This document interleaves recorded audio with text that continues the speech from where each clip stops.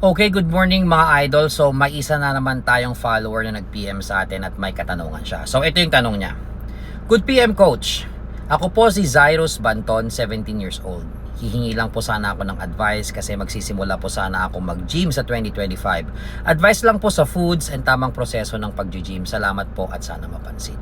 Okay, salamat sa question mo brother. So sagutin natin tong katanungan ng ating kaibigan. Okay, unang-una syempre sa pag-start ng fitness journey mo, mag-set ka agad ng realistic na goal mo. Okay, bakit ka ba pumapasok sa gym? Ano ba yung mga gusto mo mangyari sa katawan mo? Right? Pangalawa, as early as now, much better siguro kung itatrack na natin yung macros natin.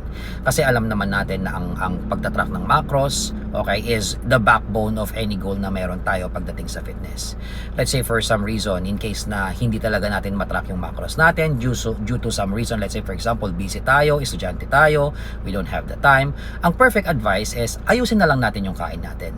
Kailangan natin ng balanced diet. So dapat in short, ayusin natin yung lifestyle natin.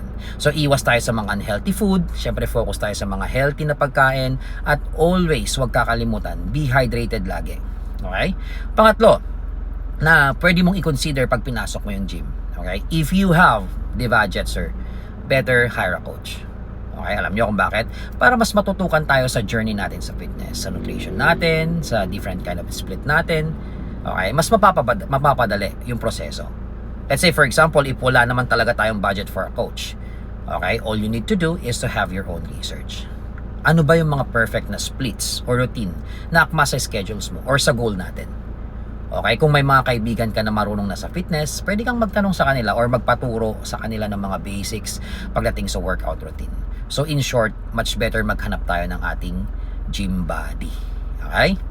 Okay, next, yung pang-apat na kailangan mong i-consider. Pagpasok mo sa gym, or let's say for example, nasa gym ka na, kailangan alamin natin yung mga proper warm-up, yung mga proper stretching.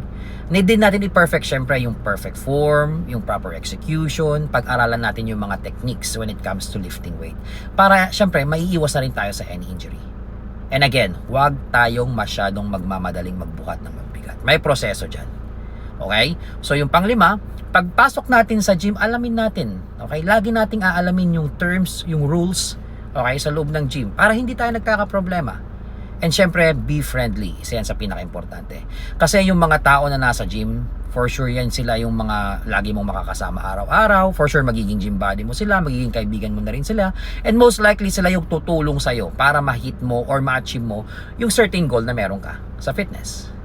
And lastly, okay, ito, yung pinaka-importante sa lahat, be consistent.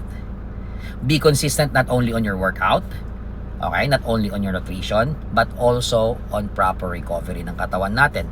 Lagi nating tatandaan na walang shortcut sa pagpapaganda ng katawan. So be patient. Enjoy lang natin yung proseso and always stay positive. Yun lang bro, no? And sana nasagot ko yung katanungan mo, and good luck, okay, sa fitness journey mo. God bless. And hopefully na makita kita minsan sa aking live para ma-physique check kita or ma-check ko yung physique mo para mas makapagbigay ako ng maayos na komento when it comes to your physique. Maraming salamat. Happy New Year and God bless, bro.